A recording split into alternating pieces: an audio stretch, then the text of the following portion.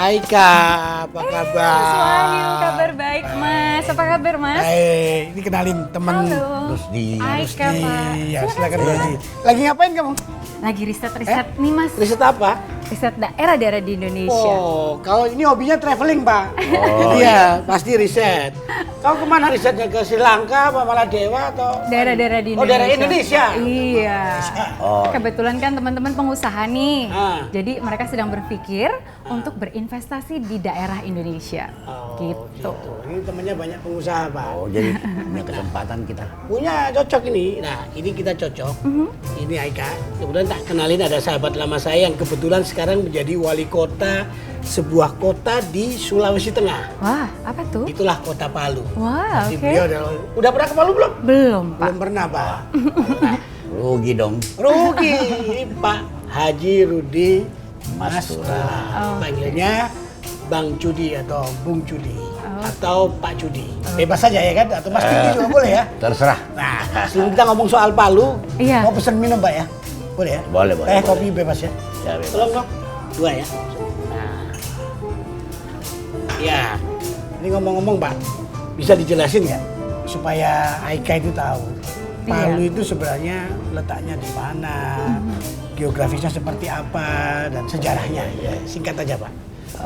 Palu itu berada di tengah-tengah Sulawesi Tengah. Jadi kota ada 4 dimensi. Kota berada di Teluk Palu juga. Dia punya daratan lembah, dia punya bukit, dia punya sungai dan punya teluk. Jadi 4 dimensi. Lengkap ya Pak ya? Lengkap kira-kira. Dan kemudian itu berdasarkan dari suap Raja Palu dulu. Dulu ada kerajaan kecil di Palu, ya rajanya itu ya namanya sekarang itu anak cucunya itu gubernur Sulawesi Tengah itu Janggola itu raja terakhir dari kerajaan. Keturunan terakhir ya? Iya. Oh, iya. Itulah mereka itu yang mulai menjadi Palu. Tapi dulu pertama waktu sesudah kemerdekaan tahun 50 berdiri namanya Kabupaten Sulawesi Tengah. Kemudian Kabupaten Sulawesi Tengah itu dipecah menjadi Kabupaten Donggala dan Kabupaten Poso. Kemudian dipecah lagi menjadi 4 kabupaten, Kabupaten Poso, Kabupaten Donggala, Kabupaten Lubuk Banggai, Kabupaten Toli-Toli. Nah, kemudian itu dimekarkan lagi menjadi Kota Palu tahun 94. Jadi tahun Kota Palu 94. mulai 94 jadi kota. Jadi masih baru 94, jadi kira-kira baru 20 tahun ini Iya, umurnya ya? 20 tahun. Iya. Ini kau belum pernah betul-betul ke Palu? Belum. Pengen nggak? Pengen. Ceritain dong Ke Pak. sana gimana Pak? Gampang nggak nih Jakarta Palu ini? Sekarang Soalnya. namanya penerbangan itu Lion, Sriwijaya, Garuda, Express juga ada. Jadi yang direct itu 2, Merpati sekali, Garuda sekali. Iya. Sekarang penerbangan Garuda 2 kali sehari. Oh. Kalau Lion 5 kali sehari. Berapa jam sini Palu Pak? Hampir 2,5 jam. 2,5 jam. Gampang ya, gampang lah. Gampang. Ini kapan-kapan kita undang Pak ini Pak. Oh, iya. Ya, Pak. Ini tolong diceritain penduduknya sekarang berapa? Penduduk Kota Palu sekarang ini 382 ribu lebih lah. Iya. Lebih sekian itu. Iya. Bagaimana? Apa kira-kira tadi Bapak menyebut adanya kerajaan apa Pak? Sukunya suku apa aja? Suku Kaili. Suku Palu itu Kaili. suku Kaili.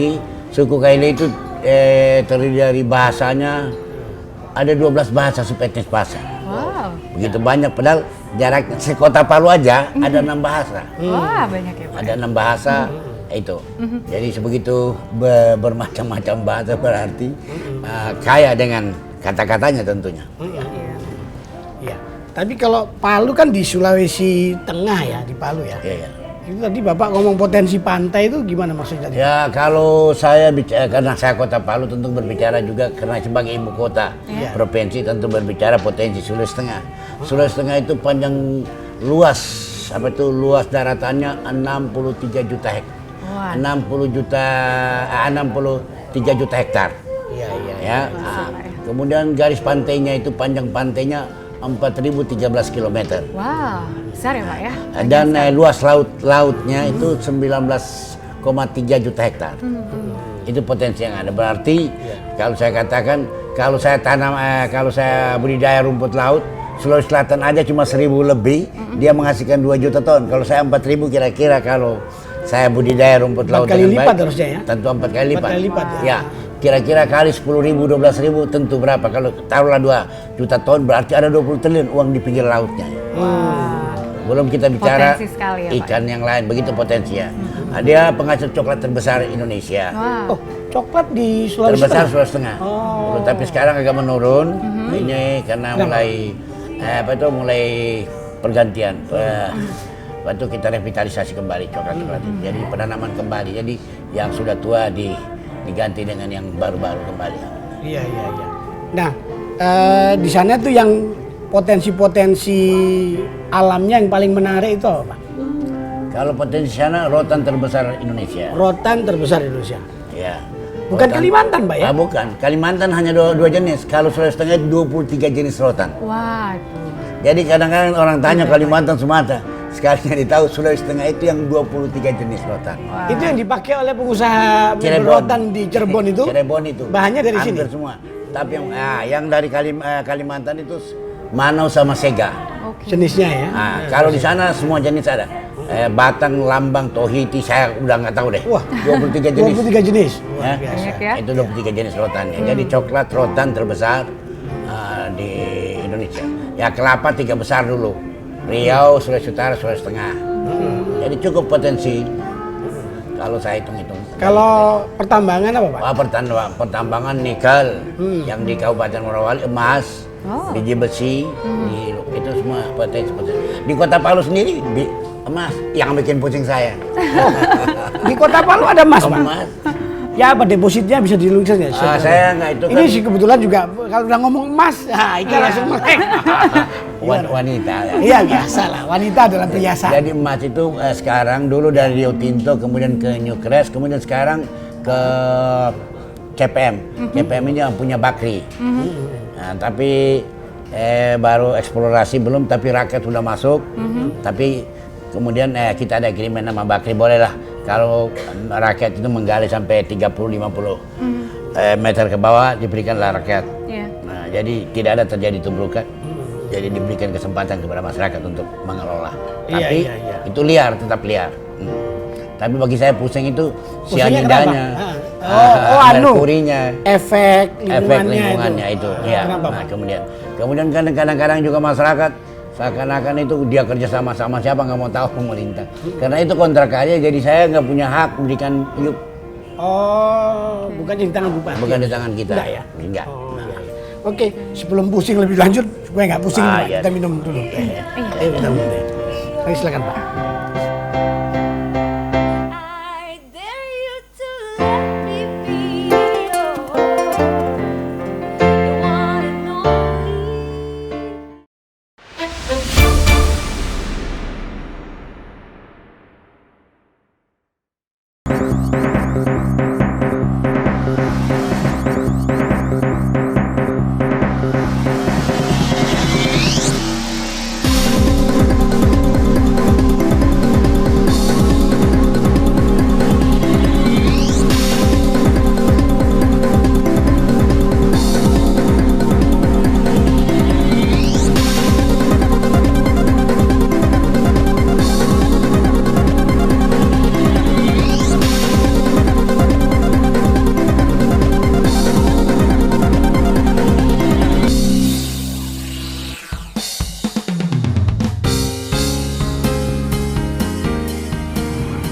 Kota Palu merupakan kota teluk yang memiliki bentang alam dengan pesona keindahan yang eksotis. Letaknya yang berada di Lembah Palu diapit oleh 2 deret bukit yang memanjang dari utara ke selatan. Pada bagian tengah kota mengalir sebuah sungai besar dan bermuara di Teluk Palu. Secara astronomis, Kota Palu terletak pada 0 derajat 36 menit hingga 0 derajat 56 menit lintang selatan dan 119 derajat 45 menit hingga 121 derajat 1 menit bujur timur, tepat berada di bawah garis lintang khatulistiwa dan memiliki luas wilayah 395,06 km persegi dengan ketinggian permukaan lahan berada pada 0 hingga 700 meter di atas permukaan laut. Sebagai ibu kota Provinsi Sulawesi Tengah, Kota Palu saat ini dibagi dalam 8 kecamatan, yaitu Kecamatan Palu Barat, Tatanga, Ulu Jadi, Palu Selatan, Palu Timur, Manti Kulore, Palu Utara, dan Taweli dengan mencakup 45 kelurahan. Berdasarkan data Dinas Kependudukan dan Pencatatan Sipil, Kota Palu memiliki jumlah penduduk 385.684 jiwa. Tadi beliau sudah bercerita tentang sejarah Kota Palu ya. Mungkin perlu diulang Pak, arti kata Palu itu ada maknanya nggak ya? Seperti apakah ada hubungannya dengan alat petukangan gitu? Iya. Iya nggak? Mirip gitu. Jadi memang jadi orang rujuk Palu. Itu diambil dari nama apa? Jadi sebenarnya menurut konon orang tua bilang Palu itu tempatnya orang kerja besi. Oh. Di Palu itu. Jadi kalau orang dari kampung-kampung mau turun mau bikin alat ya dari besi kemana? Ke Palu AC. Artinya mau Palu AC. Artinya kan bikin kerja besi itu di Palu dulu. Di Palu itu besi di Palu. Jadi Palu AC. Nah, jadi begitulah penyebutannya sehingga disebut jadi Palu itu. Itu konon ya orang tua bilang. Terus itu ada hubungannya sama mata pencarian penduduk setempat Ya Pak? kira-kira seperti mata pencarian penduduk sana itu ya pertanian dulunya, peternakan. Makanya Palu itu masih banyak hewan-hewan di kota karena masih banyak yang hidup. Itu yang paling berat saya hadapi. Ya walaupun ada perdanya sudah tapi masih karena kebiasaan penduduk mengembala sapi, mengembala kambing. Sama di sana ada domba pantat besarnya. Domba pantat besar. Apa itu Pak? Domba itu punya buntut besar. Itu jarang itu agak unik. Hanya ada di Palu aja gitu Pak? Salah satu ada di Palu. Oke. Yang bikin Bapak pusing apa? Kenapa? Ya ternaknya itu karena dia masih suka lepas. Suka dilepas di jalan. Lepas, masuk kota kadang-kadang ada. Semoga nggak bikin macet ya Pak ya? Iya deh. Iya. Oh ada perdanya tentang itu? Sudah ada perdanya, tapi ya ada juga ada aja yang Apa perda? Apa peraturan daerah tentang? Pelarangan ternak-ternak itu. Di kota, Oh, iya. pelarangan melepas ternak di dalam kota. Lucu ini, gitu ya kan? Ya karena sejarahnya begitu. Nelayan, ternak sama pertanian. Itulah penduduk kota Palu hidupnya. Ya. Oke. Nah, kalau dari sejarah suku bangsanya Pak, itu suku apa di sana? Suku Kaili. Suku Kaili. Suku Kaili itu terdiri dari bahasanya ada 12 subetnis. Jadi 12 bahasa. Saya seperti contohnya ya. Bahasa Ledo. Bahasa Ledo itu tidak. Jadi semua bilang tidak. Bahasa Tara tidak. Bahasa Doi tidak. Bahasa Rai tidak. Itu berarti tidak, berarti orang sana memang keras kepala ya. Semua tidak. Kalau wali kotanya nggak keras kepala. Wali kotanya ini mengayomi masyarakat, ya kan? Nah, ini sudah berapa periode? Dua periode ya? Dua periode. dua Yang periode, tahun ya. 8,5 tahun sekarang. Oh, udah Jadi masih ada 1,5 tahun. Banyakan itu penduduknya sendiri suku apa tuh Pak? Suku Kaili. Jadi suku Kaili ada, suku Jawa, suku Bugis. Pendatang Kemudian ya? suku Bugis yang pendatang yang besar itu suku Bugis, baru suku Jawa. Oh, pendatang Bugis dan Jawa. Jawa ada? yang besar. Nah, Makassar ada, Gorontalo ada, Toraja ada, Bali ada. Nah, itu suku-suku yang ada di sana. Jadi begitupun di Mandar ya. Jadi di pemerintahan Kota Palu juga terdiri dari suku-suku itu. Kepala dinasnya apa semua ada. Iya. Tapi dulu Bapak kan juga sebelum jadi wali kota adalah ketua DPRD. Kan? Iya. Ketua DPRD. Ketua DPRD 2 periode. Periode kedua 1 tahun. Jadi gimana enaknya mengurus Kota Palu ini Pak? Apa nggak enaknya? Apa suka dukanya yang paling menonjol? Ya, susahnya ya ada, senangnya juga ada. Jangan dibilang nggak ada enaknya. Tentu, Pasti banyak enaknya oh iya, dong. gengsi juga naik ya. Gengsi. Oh jelas itu. Apalagi kita dulu anak jalanan ketika jadi wali kota gitu. tentu. Iya. Bukan orang Ini jujur nih. Jadi sebagai ini terus ya tentu ada mendapat fasilitas, mendapatkan apa. Tetapi susahnya juga yang pertama kan dulu dia di metro itu paling banyak konflik-konflik kan. Iya. Antar desa. Itu PAD kita bilang tinggi. perkara antar desa, antar kelurahan. perkelahian antar desa Iya, ya. kita bilang PAD, bukan PAD. pendapatan antar daerah tapi Emang ada tradisi perang antar suku atau perang antar antar desa kampung, gitu? Pak, Kalau antar di kampung. Madura kan ada perang caro antar desa. Iya. Ini ada apa? di sana memang perkara antar beberapa desa-desa yang memang saling sentimen dari dahulu kala. Tapi sekarang udah nggak ada kan Pak? Nah, sekarang alhamdulillah sudah hampir 1 tahun inilah. Semoga sudah tidak. Oke.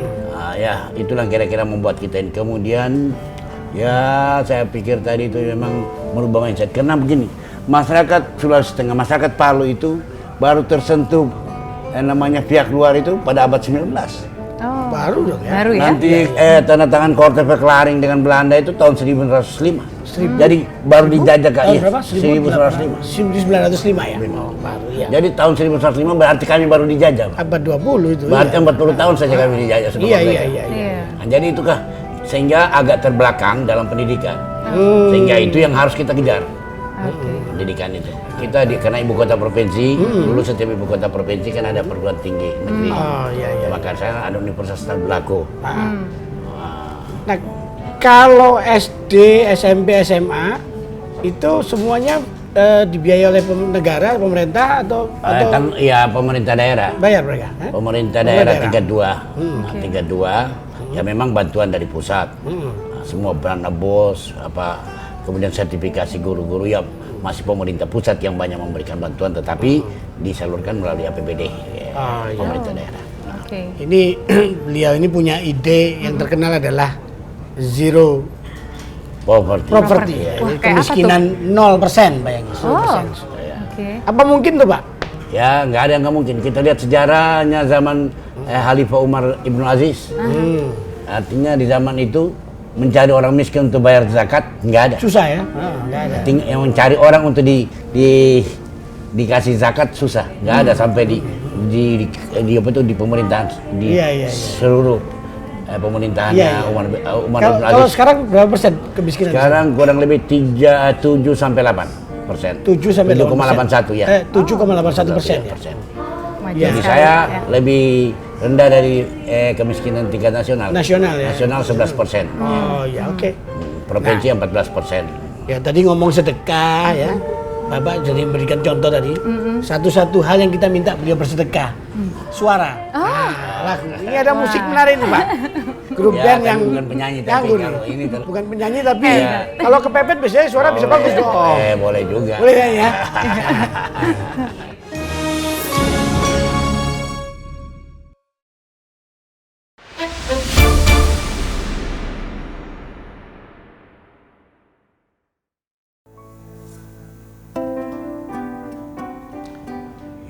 Jadi sebelum kita lanjutkan tadi tentang cita-cita Bapak zero poverty, ya kan?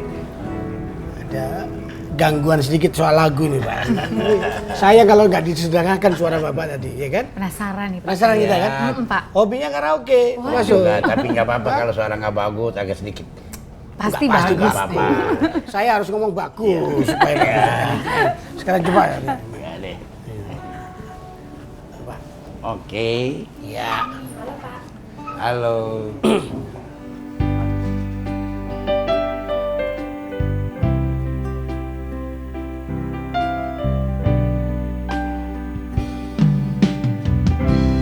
Angin bawa kabar ke sana, bawa beta pun pasang dia di sana. Bilang beta pun rindu, bilang beta pun sayang.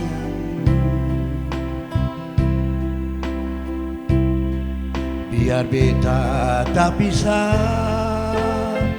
jauh, ale ada di sini.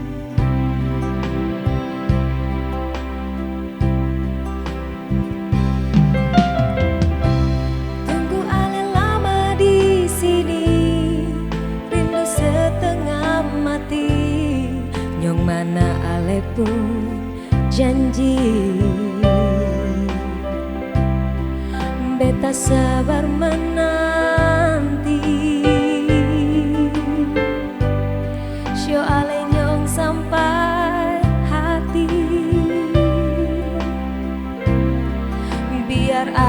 tak bisa jauh, beta pegang sempur janji.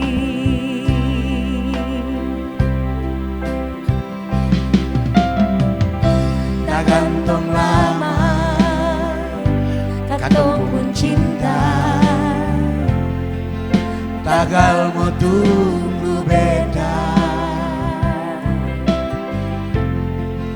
Cari hidup di rantau, Ternyata beta susah di sini.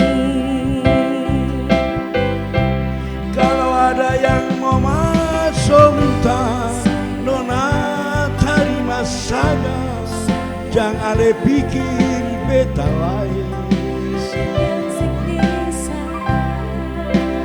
Perkara cinta, beta cinta, mau sayang, paling sayang.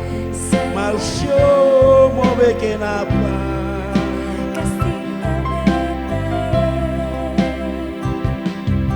Percuma, beta susah dirantau.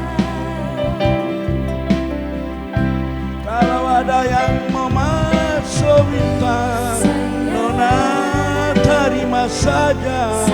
Jangan ale pikir beta lain. Perkara cinta, beta cinta, mau sayang, paling sayang. Marsio mau bikin apa?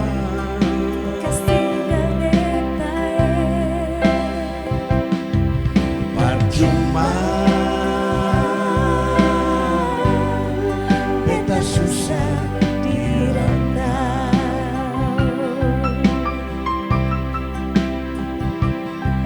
Percuma,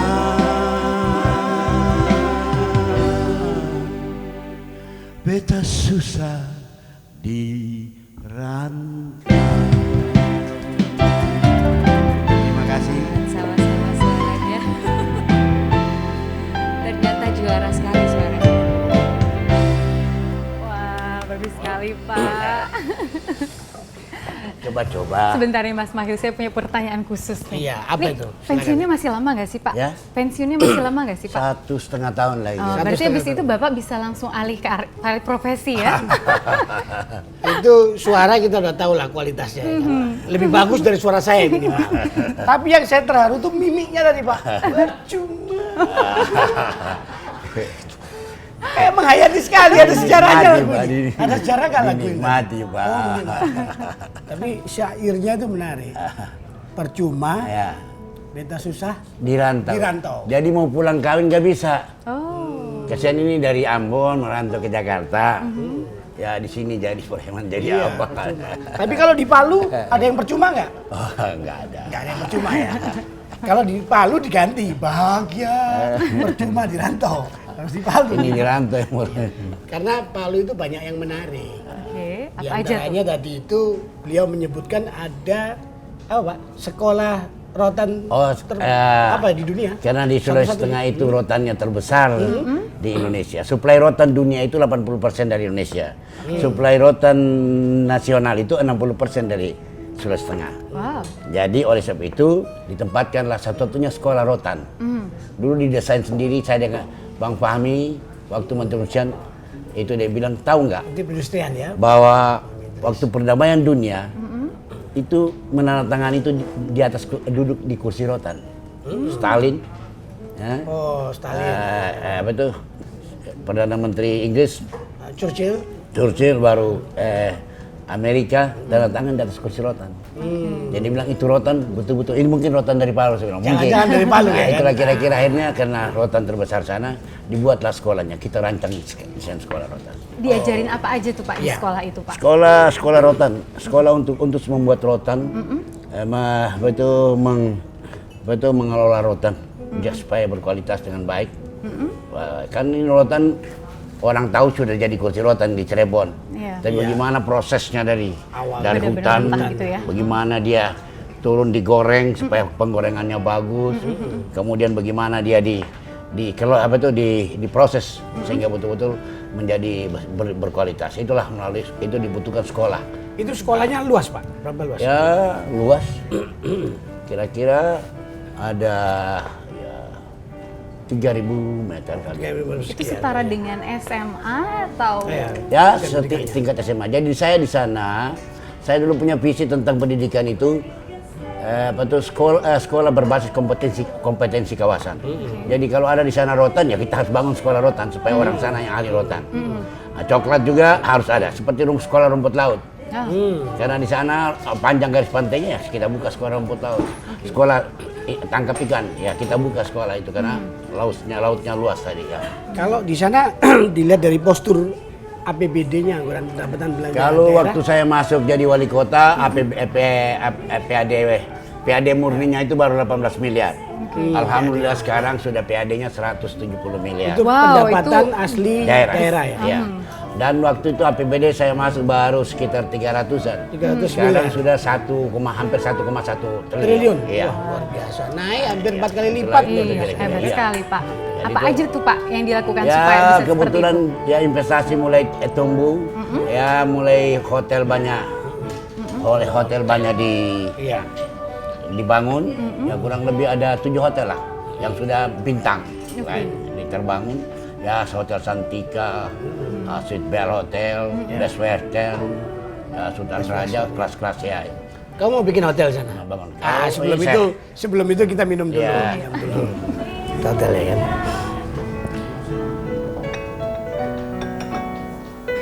And my heart is hurting.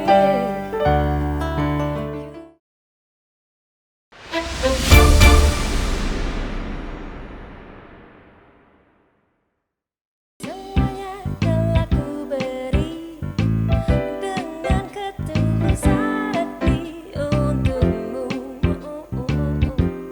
hanya untukmu. Musiknya ini bikin kita bergoyang, Mbak ya. Boleh bergoyang tapi jangan lupa daerah kita majukan. Jadi Aika mau nanya, tadi kan ngomongnya temennya banyak pengusaha nih, termasuk investor, Pak. Gimana Kak? Banyak investor asing nggak sih Pak? Ya belum, baru mulai ini dengan ditetapkannya Palu sebagai 4 daerah yang masuk KEK, maka mulai banyak pengusaha Cina, pengusaha Singapura KEK itu mencari apa? lokasi. Kawasan ekonomi khusus. Ah, ya, oke. Nah jadi itu kalau sudah resmi ditetapkan itu nanti banyak perusahaan. Kenapa? Tanah di daerah itu cuman saya berkisar 50 sampai 100 ribu per meter. Dibandingkan Jakarta kalau bikin di Pulau Gadung 5 sampai 10 juta. Jadi komparatif sekali lebih bersaing, sehingga itulah kita kenal sekarang dengan pelabuhan yang makin diperbesar, bandara diperbesar. Jadi dia lebih bisa terbuka untuk investor asing lebih banyak mau. Saya berapa kali ke Cina menawarkan berbicara di Xiamen, di Sichuan tentang potensi Sulawesi Tengah, sehingga pengusaha-pengusaha Cina sudah mulai banyak masuk. Apalagi sekarang kemarin dengan tambang di Morowali di kawasan timur, nikel ya? biji besi, ya, emas sendiri aja di Kota Palu itu juga menarik untuk investor-investor. Sayang kalau Palu itu punya Bakri, ya, jadi dia sudah kontrak karya. Jadi saya tidak punya kewenangan untuk memberikan apa-apa. Tapi kalau yang lain-lain Sulawesi Tengah punya sangat besar potensi dari segi komoditi, rotan, coklat, kelapa, rumput laut, udang, ikan itu cukup besar. Jadi kalau saya punya teman-teman, saya ajaklah di bidang perikanan. Daripada kasihan ikan-ikan di laut sana, kasihan daripada bau, karena ditangkap oleh penduduk tidak bisa diapa-apakan, kan jauh dari pasar. Iya. Ya, jauh dari pasar sehingga Apa kendalanya apa kok ikan-ikan di situ nggak transportasi sampai ke antara kita pulau-pulau itu jauh. Padahal kan pulau-pulau. marketnya kan Iya. luar biasa itu sebenarnya. Iya, sebenarnya itu persoalannya. Makanya juga bandara perlu di daerah-daerah bandara-bandara kecil untuk bisa mengangkut semua potensi-potensi dari yang masyarakat, khususnya ikan. Di Togian, Tomini sana, di daerah Wabanggai sana itu ikan-ikan itu 500 sebesar. Itu masih kasihan. Mereka harus bisa Iya. ya terpaksa asapin. Ini Bapak kan punya gagasan tentang bagaimana menghidupkan atau membangun yang namanya gerbang utara. Indonesia. Jadi Apa begini, Gimana Pak idenya? kalau dulu kan begini, kalau dulu kan Sumatera itu cepat maju berkembang begitu karena apa? Ada Singapura. Iya. Ya saya kan ada namanya kalau di Palu itu ke Sabah itu, ke Tawau, Lebih dekat ya? ini Balu dekat. Ya kemudian ke Cina juga nggak terlalu jauh lah. Oh iya, Kalau Pak. ke sana, Kemana tuh, Pak? Karena Shanghai. pengalaman saya waktu membangun PLTU itu hanya 5 hari 4 hari kapal sampai. Oh, ada Berarti hitung. kalau hitungan saya kapal 4 hari itu sampai, berarti kira-kira jauhnya itu paling juga jaraknya itu 1000 sampai 1900 km lah. Berarti masih dekat lah. Kalau terbang itu kira-kira paling juga 3-4 jam kalau ada pesawat terbang langsung. Jadi saya harus mencoba mengembangkan potensi daerah itu yang apa sih yang dibutuhkan Cina itu. Apa yang dibutuhkan oleh Sabah itu. Ya itu yang kita coba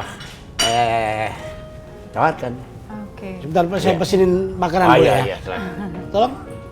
Kue dong. Ya.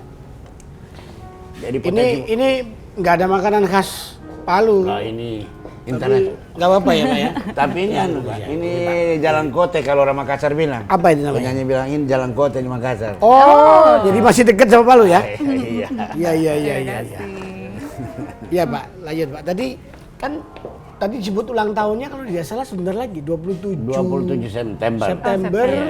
Itu Ulang yang keberapa tahun Pak yang nanti? Yang ke-36 ya. Ah, iya. Karena dihitung tanggal lahirnya waktu diresmikan menjadi kota administratif Palu. Oh iya. Tahun 78. 78 27 September tahun 1978 ditetapkan sebagai kota administratif. Itu biasanya ada perayaan atau Wah iyalah ada perayaan, festival.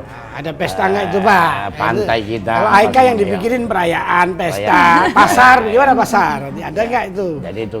Jadi kalau Aika punya teman-teman, saya minta tolong sama Aika supaya dicarikan untuk orang mau investor. Karena dengan tumbuhnya investor kemarin, bayangkan pendapatan saya yang 18 miliar karena masuknya investor-investor dengan bangun hotel Jadi cepat naik berkali-kali. 170 miliar. Sehingga saya berani sudah membangun dengan uang sendiri lah. Dalam program-program kemiskinan nanti kita bahas lebih lanjut nanti program kemiskinan, program-program pendidikan ya karena sudah punya duit sendiri. Makanya penting itu bagaimana kita membangun perusahaan daerah menjadi perusahaan yang besar. Kerjasama dengan investor-investor ikan. Kasih tahu. Jadi banyak sektor ya Pak ya Banyak sektor. tadi ya. Iya. Oke. Kalau ada kesulitan saya berani kalau seperti izin bangunan saya kemarin bangun hotel, saya potong setengah deh. IMB. Oh, nah, itu mungkin ya Kak yang selalu ditanya oleh teman-temannya Ika ini investor-investor itu Pak. Apa saja insentif atau kemudahan yang diberikan oleh Iya, Ya, kalau jadi pengen pemerintah kota. nanam. Ya, jadi itu kemudian saya bilang itu saya potong sampai 50%. Apanya itu Pak? IMB. Oh IMB-nya. Apa yang perizinan-perizinan yang dikeluarkan oleh pemerintah Kota Palu, saya berani Oke. memberikan jaminan. Dipermudah ya Pak Iya, ya. Dipermudah dipermudah dan tanpa ada pungutan. ya nggak ada kalau Di langsung luar ke wali yang kota, resmi, ya saya asal langsung ke saya, baru saya ke Sekot sudah selesai. Itu biasanya berapa hari urus-urus begitu? Pak? Ya paling lah kita kalau sini seminggu, udah paling lama Ya, lah. masuk akal lah ya. 3 hari bisa, hari itu juga bisa kalau memang persyaratannya memenuhi Tapi syarat. problemnya orang mau investasi ke sana itu nanti pembebasan tanah, terus Ya. potensi kerusuhan segala macam itu biasanya kan orang anggap wah itu Palu kaitan Poso segala macam itu. Poso udah enggak, orang juga di Poso nggak ada apa-apanya. Insya Allah nggak ada apa-apanya. Memang apalagi Palu, ya udah nggak ada lah ribut-ribut. Kalau ribut juga antar kampung itu udah pergi kita selesai. Nah itulah.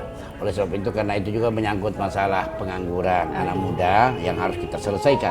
Makanya kalau investasi banyak berarti terbuka lapangan kerja. Terbuka lapangan kerja ya anak-anak itu tidak nganggur itu intinya. Betul.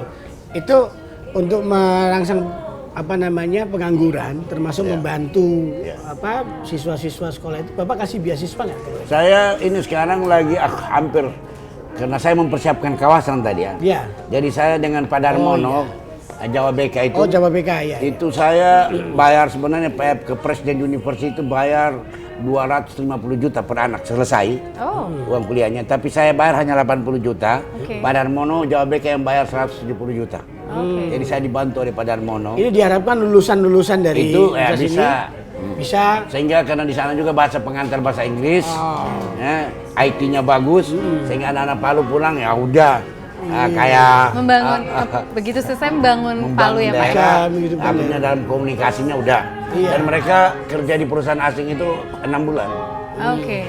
Wah, bagus ya Pak ya. mantep deh. Mari Pak kita nikmati Ayo. dulu Pak. Bentar lagi. Ayo Kak. Oh ya.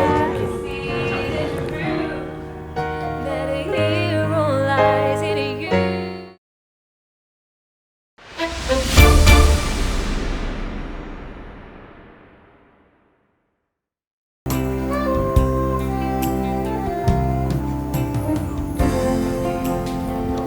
Tahu lagu apa? Oh lagu asing. Saya kira lagu Palu tapi saya kira. Oke kita lanjut Pak. Iya, iya, iya. Bicara tentang apa tadi Kak? Zero Namanya? poverty Pak. Saya mengerti. Jadi ini ide waktu saya di satu daerah, kabupaten diundang untuk berbicara kemiskinan di Ternate. Saya bicara apa yang saya mesti bicarain besok, saya nggak punya konsep. Nah, malam saya mikir-mikir, akhirnya pagi-pagi, ya keluarlah itu. Bagaimana pertama, saya harus uruntunannya tentang zero poverty. Pertama kan banyak program pemerintah sudah jalan sebenarnya. Cuman program pemerintah ini enggak turunnya enggak beraturan. Jadi kita coba lah supaya kita pemerintah daerah jadi polisi, mengatur polisi lalu lintas, mengatur kemana aja turunnya supaya karena di Departemen Sosial ada PKH, ada PNP Mandiri, ada lupa-lupa. Nah, belum lagi program daerah sendiri. Ini saya coba, saya validasi data dulu. Supaya benar-benar data yang dari TP2 itu by name, by address, betul-betul. Ini saya kembalikan sambil 6 bulan cuma kerja validasi data. Dapatkan data itu, kemudian kita mengintegrasikan program pusat itu dengan program yang ada di daerah sinergikan. Yeah. Kemudian untuk program daerah sendiri saya bagi karena pengalaman saya bahwa selama ini nggak ada akhir daripada pemberdayaan. Saya mau ada akhir. Akhirnya itu di bank. Jadi makanya saya bikin 3 klaster. Oke. Klaster padat karya dulu. Karena orang-orang miskin yang betul-betul di lapisan bawah itu udah malas itu. Mau kerja nggak ada kemauan. Iya iya iya. Nah, dan kalau kita kasih pemberdayaan dia, barang yang kita kasih itu umpamanya bengkel dia jual. Pengalaman kita. Oleh sebab itu saya coba dulu klaster pertama padat karya. Ke klaster kedua saya bikin pemberdayaan dan pelatihan. Klaster keempat perbankan dengan perbankan. Saya linkkan dengan perbankan. Nah, itu kira-kira. Jadi klaster pertama kalau menurut MDGs kan angka miskin itu di bawah 300-an miskin. Iya. 300 ke atas enggak. Makanya saya coba sekarang ini saya mulai coba, saya canangkan kemana zero poverty. Tapi sebenarnya tahun 2015 baru saya total laksanakan yang betul. Tapi ini uji coba. Uji cobanya dengan hanya 20 miliar dulu. 20 miliar dikasih ke berapa? 12 miliar untuk 2000 KK. 12 miliar tuh 2000. Untuk 2000 KK. Nah, kemudian 6 miliar untuk pemberdayaan pelatihan. 2 miliar saya taruh di bank. Di bank ini 2 miliar berarti saya minta bank ngasih 10 miliar, 20 miliar. Untuk program-program yang tadi. Jadi sesudah dulu kerja mereka dibiasakan kerja padat karya, hanya kerja 3 jam. Membersihkan kota, tanam pohon, ya, pembibitan pohon. Itu sederhana lah kerjaan paling Karena gampang. saya ya. ada program tentang kebersihan kota, kota bersih dan sehat, kemudian go green, kota hijau. Jadi sekaligus menurunkan angka kemiskinan, tapi ada program lain berhasil. Dia tamu. Inilah tiap hari mulai sekarang ini. Jadi hanya 2.000 orang, kurang lebih satu kelurahan ada 40, ada 50. Nah itu dulu yang betul-betul lapisan miskin terbawah yang kita ambil. Oke. Nah kita coba, sesudah itu nanti baru kita pindahkan di pemberdayaan, kita latih wira swasta, kita latih segala macam. Kemudian dia sudah bisa, baru kita linkkan dengan perbankan. Supaya bisa bikin usaha ya Nah, Pak. kalau dia sudah pinjam bank kasih kredit dan sudah bisa dia bayar bank, berarti, tapi di bawah pengawasan kita terus dalam monitoring kita, karena saya juga bangun namanya KKB, Iya. konsultasi klinik bisnis. Konsultasi keliling bisnis. Jadi yang bisa mereka yang untuk memberikan mereka Jadi mobile nih ya. mobile, memberikan mereka bagaimana informasi bisnisnya, Bang. Itu kira-kira yang saya coba. Ini baru dicoba ini. Karena saya canangkan tadinya 2015. Tetapi saya coba tahun ini dengan mulai yang kecil. Tapi pengharapan saya tahun 2015 kalau angka kemiskinan saya 10.000 rumah tangga, berarti saya butuh uang 120 miliar untuk orang miskin tidak miskin. Kemudian saya pindah, saya taruh lagi sekitar 30 miliar di apa itu di pemberdayaan. 30 miliar, kemudian saya taruh 20 miliar di bank kasih 200 miliar. Nah, dengan modal 20 miliar saya, tapi sudah terlaksana 200 miliar. Itu kira-kira saya akan coba pada tahun-tahun yang akan datang. Masyarakat kalau dikasih uang begitu biasanya kan pertanggungjawabannya kan agak payah, Pak. Jadi jadi mereka digaji. Oh, digaji ya? Digaji, tapi kerja 3 jam untuk membersihkan kota dan menanam pohon. Jangan dulu kerja sama orang malas. Orang ini kan udah orang miskin yang pada lapisan bawah itu kan udah hilang segala-galanya. Iya, udah. Kalau kita kasih pemberdayaan langsung, pengalaman kita waktu berat ya. Pemberdayaan langsung, ya nggak lama-lama itu barang yang kita kasih dijual, mesin saus tomat dijual. Ini sudah dimulai tahun ini ya Pak? Ya mulai tahun ini saya canangkan. Ini uji coba ini. Jadi kalau udah dikasih uang segitu, ya kan dengan orang-orang yang di bawah kemiskinan tuh nggak mau juga keterlaluan memang. Keterlaluan. Jadi itu kira-kira saya mulai. Dalam jangka waktu berapa lama nih Pak? Yang kita akan jalankan terus sampai betul-betul miskin zero. Oke. Sampai kita dapatkan Apakah ada zero. target Pak? Tahun berapa? Kira-kira kalau saya pikir kalau kemarin saya bisa turunkan angka kemiskinan dari 13 menjadi 8, bermain 8 berarti 5%. Dalam pikir saya 8 tahun, ya 5%. Tapi dengan program khusus ini kalau saya 8% ini saya bisa kerja sebenarnya dalam 8 tahun depan. Dalam 8 tahun depan karena 5 tahun depan sudah bisa.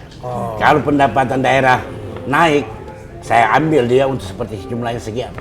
Tetapi saya tidak mungkin lagi kan saya akan selesai. Tapi saya sudah turunkan peraturannya. Dalam RPJM nanti ini saya sudah minta Bapeda untuk masukkan itu. Jadi apa itu? Jadi kita punya program ke depan sehingga siapapun wali kota akan masuk. Saya terkenal juga di Palu itu ada pesantren yang besar ya di situ. Oh, di situ ada Al Khairat. Al Khairat ya. Al Khairat itu pesantren yang punya cabang 1000 cabang di kawasan timur. Sampai di Papua dia punya cabang. Ya, jadi itulah pesantren. Sehingga nama pendiri itu sekarang menjadi nama bandara. Mutiara Sis Al Jufri. Itu dia. Itu hanya orang tua, guru tua disebut guru tua dia. Dan oleh karena itu juga kenapa saya terinspirasi membuat Zero Property?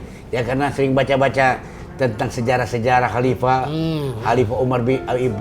Umar ibn Aziz yang berhasil. Sayang umurnya pendek, hanya dalam waktu yang pendek dia mampu menghilangkan kemiskinan di negerinya. Nah, berarti bisa. Boleh sekali Bapak. Ini tinggal itu. Itu cukup Pak ya dengan APBN dan PAD sebesar itu tadi itu untuk mengatasi kemiskinan. Ya buktinya banyak sekali program PNPM, program pusat ini udah setiap departemen ada. Cuma kan kita harusnya pemerintah daerah itu dari pusat turun nggak ke daerah itu? Turun ke daerah. Cuman masalahnya kadang-kadang numpuk di sana. Ya oleh sebab itu sudah kita Kenapa lihat. numpuk di sana gimana? Ya karena datanya juga tidak benar. Tidak jelas. Oleh sebab itu harus kita mulai validasi data. Kemudian validasi data, kemudian ya kita integrasikan program pusat, sinergikan lah. Karena kita pemerintah daerah harus jadi polisi lalu lintas. Oh di sini kau jalan, di sini kau boleh jalan sini. Kira-kira seperti sekarang mari kita nyanyi. Di sini. Iya kan? Terima kasih sekali Bapak informasi atas Kota Palunya ya Pak ya. Salah saya nanti undang ke Palu, bawalah. Ini investor penting. kita. Iya. Banyak sekali ya Pak ya yang bisa diinvestasikan. Kita menunggu. Baik Bapak. Kita coba ada lagu menarik ini, kita nikmati dulu Pak ya.